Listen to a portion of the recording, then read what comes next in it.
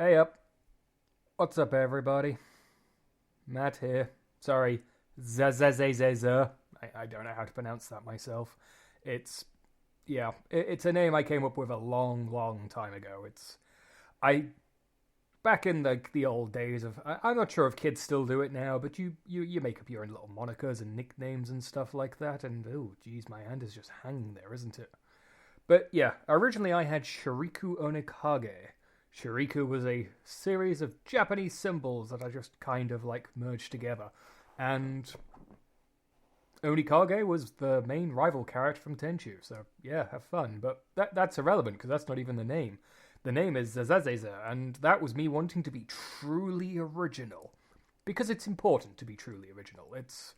It's what makes us creators, right? I mean, actual creation isn't a case of hard work and diligently working to mash several concepts together in order to create something tangible. No, it's creating something new and original every single time, and I believe that even today. So yeah, I came up with the name of Sazazazazah Mililipipliplibli, mainly because I wanted people to have a hard time saying it. I could write it down and other people could try and pronounce it, and yeah, I guess it didn't really work out, but yeah, because no one's ever really said it apart from me, so joke's on me, I guess. So what are we doing here today? Today we are drawing a Vegeta, and I won't lie, this is nothing more than a test image. I wanted to test a new camera I had, and I wanted to see if I could do speed paints, and then I wanted to see if I could talk over the speed paints for a good half an hour, so you're suffering the end result of that decision process in my continuous attempts to get famous on the internet. Because that's what's important nowadays, isn't it? Getting famous on the internet. Not love or hope or earning a ton of money or being popular. It's being famous on the internet. That's kind of like being popular and making a ton of money because they're often hand in hand, but I don't know really where I'm going with this. The aim is to basically ramble for 27 minutes and you guys watch, whilst I desperately hope that the cat doesn't lean on the keyboard and screw everything up. Entirely a possibility. She does just like to hang around in front of me whilst I'm here, and the spacebar is right there. So, in a way, there's not too much to this. It's just a case of, I sketch it. I'll warn you now, this is a bit of a bad sketch. The entire point of this was to just get it done in less than an hour, so I could then compress the video down to 30 minutes and just go from there. So, already you're starting to see slight proportion issues and the like going on. It's like, I like to have my lines all set up in construction so you can kind of see them going, and there's my finger there, just trying to make sure everything's somewhat in proportion as I draw in the eyes. So overall, it comes out as a pretty okay picture, but I definitely make a lot of mistakes. And, I mean, normally when you make mistakes, the importance is to roll with them and turn them into the artwork, rather than just go, oh god, this is terrible, and quit forever. But yeah, because I was rushing this, there was really no time to correct for errors. I mean, I definitely do correct a few things, like later on you're going to see me move that mouth down. Or did I just move the mouth down just now? I think I've already moved the mouth down, yeah. So, yeah. But, I mean, this is just the sketch stage, so it's just a case of figuring things out, making sure proportions work, so I mean, in a way, I'm cheating as well. This image of Vegeta is taken from the Dragon Ball FighterZ DLC promotional image. And yeah, it's just him grinning in his original Saiyan suit rather than Saiyan suit.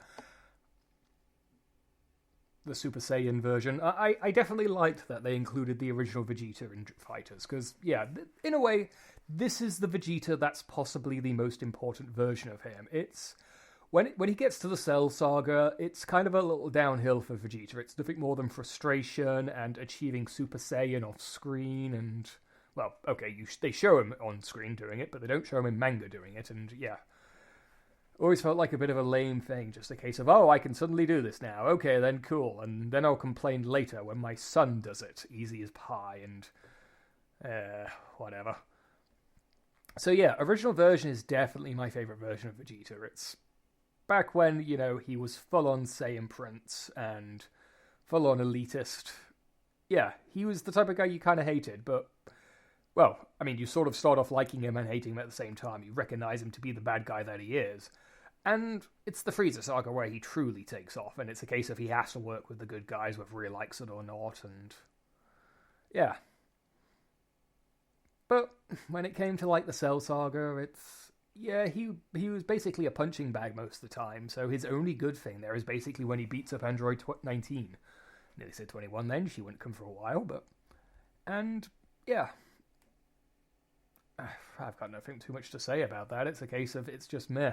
Yeah, sure, he has this thing against the semi-perfect Cell and all that, but let's just face it, that entire scene from the beginning is set up to watch him fail so dramatically miserably that it really wasn't until the Boo Saga, and in a way he's probably one of the few good things I liked about the Boo Saga. It's a case of during the tournament arc where he goes all Majin and I don't know why I'm really recounting the summary here. Like I said, this is a test thing. The idea here is for me to just draw and see if I can chat through it. And who knows, maybe I'll be like good old Plague of Gripes and I can inform people of art stuff. But really, for me, art's got onto the stage now where a lot of it has become instinct, which is great. It's nice to know it can become instinct. It's like, I kind of sketched this out without too much thought. I didn't really get much wrong. I screw up on the inking later on, but other than that, it's a case of, yeah, I generally get these things okay nowadays, I think. So, I mean, I started drawing late, so I really only got into art when I was 22. And the fact that that's considered late to me now I'm 35 says a lot, I guess. But, yeah. I basically did it near the tail end of uni when I decided it's like, why aren't I doing comic book stuff? Because I like this stuff, and it feels like it should be something I'm doing. And, I mean, you know, I was writing stuff before then all the time, but... yeah, so, yeah, all those teenagers out there now who are thinking, is it too late for me to learn how to draw? This is me saying it's not too late, you know. I mean, yeah, sure, there's 16-year-olds which are just mind-bogglingly amazing at this sort of stuff in comparison to what you're seeing being made before you, but it doesn't mean you shouldn't try and you should enjoy yourself whilst doing so, but... so yeah, here I decide I have enough of his Widow's Peak and I'm just going to redo it all, and at the same time the putty eraser's like, hey, I'm covered in smudge, so onto the paper that goes. But, I'm able to roll with it, and I think I make it work in the end, so as you can see here, I mean, we're already near like 1/3 of the video, and you can see I'm still kind of just on the pencil side of things. Really, the drafting side is probably the most important. Because from there on in, all you're really doing is just slavering on clearer materials, and that's when you can pretty much use anything. If you can get your draft good, then anything else that goes on top of it will generally work out. There'll be a slight exception near the end, and I'll point that out when it happens, most likely, but yeah. But it's mostly just finishing touches here, so you can see the construction lines, and I made a point of doing those. Like, it's always worth it to do those in my head. It's like, you see some people who just casually skip them like it's no big deal, but I like it to be there because I can so easily mess it up. And I think I've finished the pencil sketch now. This is all me talking in advance, by the way. I'm not talking and drawing as I do this. I mean, I'd like to think that was obvious by the tense I'm using, but yeah. Okay, then. So, there's a bit of a pause here. I probably should have cut this bit of the video, but yeah, let's just roll with it. That's what we're doing here today, isn't it? We're just rolling with it. And I think at this point I was trying to find the right inking tools, because I originally intended to use the Pentel pen brush that I've got, which is a lovely little tool. But then I couldn't find it, so I thought, oh crap, should I just use a regular paintbrush, or should I use the calligraphy brush? So right about now, I think I'm finding the calligraphy brush and realizing there's something wrong with it, and it's not working properly, because it's like the metal's bent slightly, and so I kind of give up. And then I'm starting to rip other things apart, and I'm just thinking, should I use this one particular marker pen, which is really, really nice at doing edges? But then I find the Pentel brush, and that was the fascinating story of my Sunday afternoon. Yeah, you can kind of see a few things are off here. You can see there's a difference between the ears. That's not quite right. He's not exactly leaning with a tilt on his neck there, so yeah, it really doesn't quite work like that. But it's still okay. Ooh, excuse me. I think one of the things I like most about original Vegeta has to be the suit. I understand why they downgraded, because, he downgraded to, like, the older style of suits, but it's basically Vegeta's new suit. But it kind of helps differentiate him from, like, all of other Frieza's goons, although he did it at a time when all of Frieza's other goons were dead, so whatever that.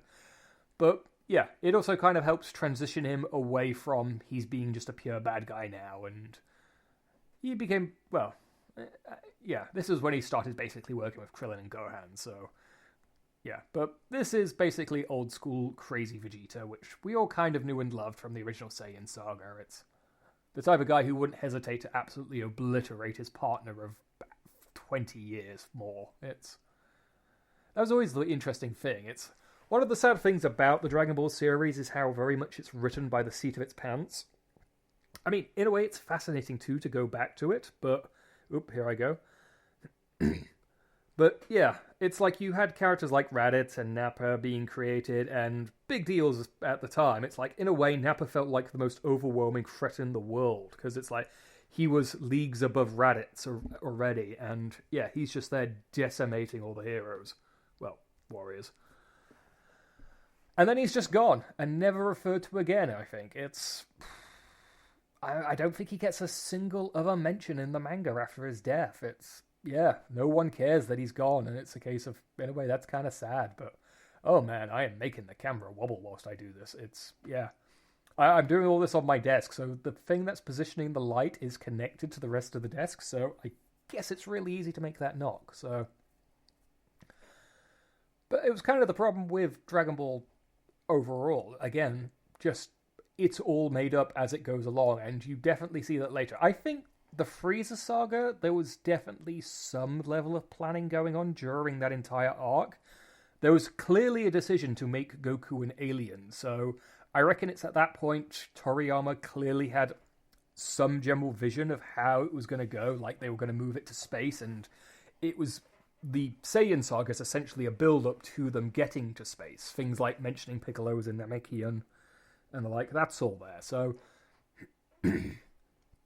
it's honestly hard to say how much of it he makes up as he goes along, and I kind of like the idea of that. People mock it and say that the writing's terrible in retrospect for that, but there's a certain joy to just writing and making it up as you go along, and I suppose when you're doing a weekly publication like that, in many ways you've flat out got no choice. It's all the effort that you could put into a single chapter that could take weeks to figure out, you've got to do in 7 days, and that includes making the damn thing. And making these things takes forever. I mean, in a way, here is a perfect example. This is a single panel of Vegeta on an A5 sheet of paper, and it takes me an hour to do. Okay, an hour including colouring, but which he wouldn't have had to worry about, so. But there's still a lot of time there, and when you think of it, like, he was doing about 14 pages a week, and that's nothing nowadays. It's like you'll casually have, like, people doing 23, 24 pages. One Piece, the amount of detail that gets put into that on a weekly basis is just flat out and mesmerizing. So yeah, him basically having issues kind of making up the story as he went along back then. I think they have it easier now. I'm not sure if Toriyama had assistants when he was originally doing it. I'm sure someone can tell me in the comments if anyone's actually watching this, but yeah.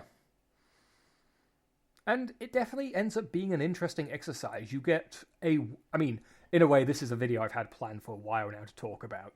But basically, a world without world building would be the idea of the title of the piece. But Toriyama basically creates the whole Dragon Ball world on the fly. So things like the king of the world is a dog, and the Red Ribbon Army basically was in hiding for decades after Goku defeated them.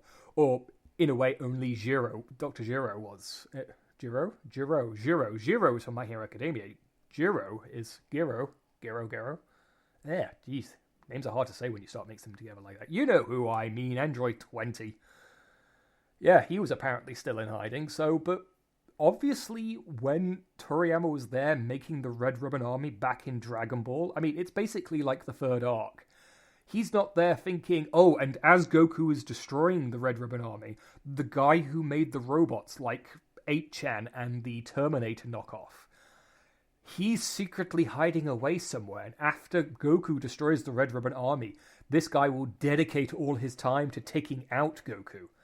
Yeah, none of that's planned in advance, and it's kind of obvious. It's, Basically, Trunks shows up one day and says, oh, by the way, this totally happened in retrospect. And yeah, everyone just sort of goes with it, and including the readers, because it's kind of cool at that point.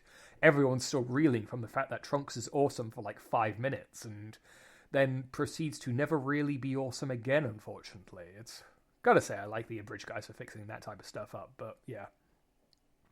In a way, Trunks is another sign of the weakness. Trunks is basically the badass character introduced because, as Dragon Ball Z Abridged put it, they had no female fan base. Whether that was the primary reason for making a character like Trunks, I couldn't say, but he's definitely there to be cool for one scene, essentially. They've decided like they needed a new arc, a new surprise, and that's what they came up with. And it's basically from that point on that they seriously twist directions. Personally, I liked Dr. Gero. In a way, I would love it if he showed up in Fighters, because he's kind of one of my favourite side villains, because he's at least somewhat different from all the others. He's not another Frieza or Soul type. Yeah. But as they build up the world, it really is just made up as they go along, and the result of that is, the series is popular, can't be denied, but it's mostly based upon character and fighting rather than any actual, intense plot or well put together story crafting. But it shows that it can be done. You can make something amazing when you're just making it up as you go along. The proof is in the franchising. Okay, now we get here to the Copics. So this is the Copic Chow range. I am using an E00 at this point, I believe it is, which is fantastic for just base flesh colors, which is its whole point, really. Yeah. Anyway, getting back to the Pentel thing, which I wanted to mention earlier, you can kind of see... Ooh, is that where my flash dies? I think that's where my flash dies. There's definitely a moment where the flash dies and everything cuts out. I think that may have been it, because we're roughly past the halfway point now, so... But yeah, that Pentel brush, if you look at his right eye, your left, his right, you'll see it's definitely thicker. Not intentional, that. It's hard to get the Pentel brush just right. You should really warm up using a brush like that. Draw some random lines on another sheet of paper. Go into it willy-nilly, and you see all the mistakes that I'm making here all over the place. I really shouldn't point mistakes out. It's kind of a bad thing for an artist to do, because it basically gives you an excuse to, let them go, and really I should be improving on that type of thing, but whatever. You see all the wobbliness on his piece of armor there. You kind of see it in his eyeballs. I suppose I should be lucky that he actually ended up smiling like he did, so... Also, I kind of accidentally brushed some of his skin into where the blue shirt should be, because I've kind of missed a bit there. Not the blue shirt, sorry, the white rim of the armor, but it's fine. It's all fine, really. Like I said, this is purely a practice piece to see if this kind of setup works for me or not. So, and I'm reaching 17 minutes, and my voice is beginning to croak, so excuse me a second whilst I glug a drink down.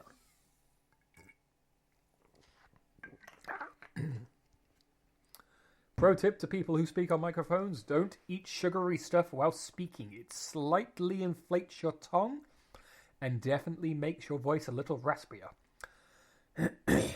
I've definitely got some phlegm in my throat, which is possibly the coronavirus. I don't know. But that's a big thing at the moment. The place where I work at the moment, which I won't reveal because this is YouTube and I don't know how potentially famous this could get. Yeah, it's from what I understand from my boss, that place is on lockdown tomorrow, so we'll literally be we're switching to work at home conditions there, and how long that's going to last is going to be interesting, because, yeah. But, oh, okay, yeah, let's focus on the art for a while here, okay? So I've basically applied 3 colours on the flesh so far, and that's a good mix, but it's there's a base. There's one which is kind of a stronger version of the base. I think it's E23 or 43. I can't remember. I might put it in the comments if anyone cares. And then I've gone super dark flesh, which I don't think balanced out well. But the problem with Copic markers is they are expensive for what they are. And, well, they're amazing for what they are, but they're also expensive. So, but it also means that if you're missing a particular, you want to get a shade a bit lighter, it could be a big no thanks there. But, yeah. And this is kind of a rosé colour, as I tend to think of it. It's just adds a bit of a dark pink to skin, and it still kind of works. So, I think it's a little off, but I try and blend it in later, and it kind of works well, but yeah, I've definitely made him too dark on one side, and that line's not even really that straight, so I then completely just add the blue here, and just, luckily that's a decent blue for it to work. I would have preferred a paler one, but that particular Copic does tend to just make it nuts. Add a bit of shading on the sides here for the rim of his suit. At some point, I'm going to realise that those little white bits there are his pecs. And I need, yep, there I go. I colour those in. Actually give him his pectoral muscles and not whatever they were supposed to be. I'm so glad I didn't draw those blue, because that would have been weird. Blue pec Vegeta. And this is actually a reasonably decent colour for this, because it's like, yeah, there's a bit of a light shining there, so you definitely got to take your light sources into account here. I've cheated here because it's basically a reference image, so everything is almost copied. But yeah. Luckily, I had a decent yellow for providing the light for that, and I'll be making it darker in a moment. So the hair's the interesting thing here, because I'm about to get into the hair after I've applied this crappy armor technique. And yeah, the problem is Vegeta's hair in the anime, and I mean, definitely not the manga. In the manga, it's pure black all the time with just hints of highlight white. But normally when he gets coloured in, you usually see hints of like brown and a darker brown. And again, I just don't have the colours for that, because I've only really got about 25 Copics. And yeah, I could really do with just buying a ton more. But yeah. And here we go. I'm basically adding a brown that isn't really dark enough, but it is the darkest brown I have. And it kind of reminds me of Vegeta in the, oh god, what was it? The Aurelian planet? The Bug Planet. You know, the one where Nappa gets a pet and then makes the king mate with the queen in front of them and takes pictures. Yeah, that's totally canon in my head nowadays. Everything Abridged Nappa did is canon in my head nowadays. It's actually kind of jarring to go back to original Dragon Ball and look at Nappa, because it's like, oh, you're actually just generic, scary, tough guy. And in a way, Frieza's the worst for it, because, yeah, again, it's like Little Karibo's Frieza is, you know, basically takes the original and just works off of it, and so they both get improved. But as you can see here, Vegeta is going for a very light hairstyle here. It's almost Super Saiyan God style, rather than, you know, his actual black. So, yeah. Here's me desperately trying to make it even darker, but I can kind of see that it's not working, and I think... Do I give up immediately? It's not so much I give up, I adapt. That's the thing. There's really no giving up unless you tear the piece of paper in half. Here I'm adapting, so I'm basically going back to the Pentel brush, and I'm adding in the darkness. Ugh. And yeah, I gotta admit, this actually has a strong effect on it, because yeah, it very quickly returns him back to what he was, and I think in the end I probably do leave just a few too many highlights in there than I should have, but I didn't just want to black out his entire head and just be done with it, which would have been super easy to do. I do have a white pen as well, so it's not like I could have added a bit of white, but this was supposed to be a coloured Vegeta, and actually weird when I think about it. It's just like, is it meant to be canonical that Saiyans only have black hair? Like, I mean, ignoring ones like Trunks. Is their hair just always meant to be black no matter what? Or... Because if so, the anime and the game potentially go against that at times. There we go, that's beginning to look a little better, even if I do smudge onto the skin just then. But yeah, black hair, I guess, so, and yeah, it wasn't a bad piece in the end. Like I said, this was kind of rushed. I basically had an hour before I needed to go out, and I wanted to get as much of it done as possible. I was working on another piece at the same time, which I tend to finish off later tonight, of Kirishima from My Hero Academia. So, yeah, look forward to that on my Instagram, I guess, if you're coming from there. I actually think probably only anybody is coming from there, so, but... Okay. I mean, this is pretty much wrapped up now, so... I'm pretty much going to be finished shortly in about 3 minutes or so, well... I'm telling you that you could look at the timer whenever you want. I'm not a YouTube speaky person so much. I've tried doing the Let's Plays things, and they're fun, but it's all limited. And, yeah, I think I'm roughly done here. No, I've got more here. I mean, at that point in time, it's a case of that just doesn't work, and, yeah, there we go, making things darker. fixing up the last remnants of the hair before calling it a day. So I hope you enjoyed this, and if you did, just let me know in the comments. Ring like, subscribe, mash bell against face, just grab monitor and just push your head into it, and then start rotating the monitor so that the shards go against your neck, causing all of your life force to bleed out. And that's how I'll know you're a fan of mine. But other than that, just, generally enjoy the piece. I have nothing else to say. I did the whole like, comment, and subscribe thing a bit too early.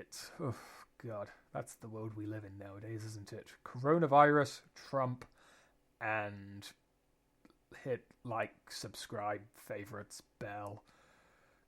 Tell you what, no. Don't click like, don't click subscribe. Let's do something different. Click the favorites button on your web browser. Make this a more permanent part of your life, but not of mine. Yeah, that makes sense. I'm going to believe that everybody listening to that has done this now, and there we go. Hair's getting a bit darker now. In a moment, I think have I? There we go. More darkness. Add the darkness. Definitely remains a bit too light. Oh, here's me fixing the skin. Yes, I forgot I did that.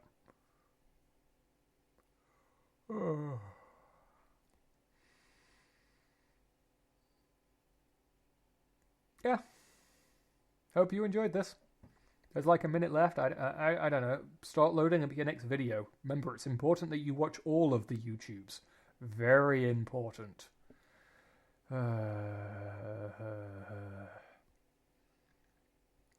Some people make this seem easy. Yeah. But it was a nice thing. Who knows? Maybe there'll be a second one that's a bit more coherent. Maybe I can be like... Oh, what's their name? XXX Holic? Nope, that's a manga. Korean person does amazing Prismacolor artwork. One day I'll be like them. Hey, here's the Dark Fist. Yeah, here's me making it dark. There we go. Fixing it all in the last 30 seconds. That's the skill that you need. Well, hope you enjoyed. Bye!